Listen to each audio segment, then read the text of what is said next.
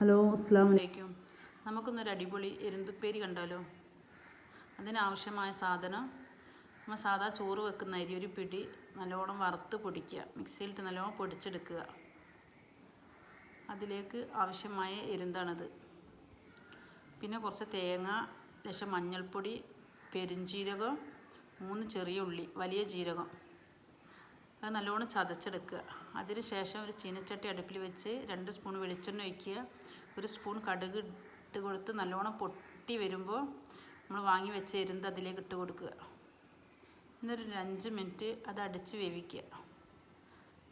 അതടച്ച് വേവിച്ച് 5 മിനിറ്റ് കഴിയുമ്പോൾ അത് തുറന്നാൽ അതിൻ്റെ ഇതിങ്ങനെ തുറന്ന് വരും വായ. അതിലേക്ക് 1 സ്പൂണ് മുളക് പൊടി ഇട്ട് കൊടുക്കുക. മുളക് പൊടി ഇട്ട് നല്ലോണം മിക്സ് ചെയ്തതിൻ്റെ ശേഷം ഞങ്ങൾ പൊടിച്ച് വെച്ച അരിപ്പൊടി അതിലേക്ക് ഇട്ട് കൊടുക്കുക. അതും നല്ലോണം മിക്സ് ചെയ്യുക. മിക്സ് ചെയ്തതിന് ശേഷം ചതച്ച് വെച്ച തേങ്ങ അതിലേക്ക് ഇട്ട് കൊടുക്കുക. ആ മിക്സീൻ്റെ ജാറിൽ ലേശം വെള്ളം ഒഴിച്ചിട്ട് അതും കൂടി അതിലേക്ക് ഒഴിച്ച് കൊടുക്കുക.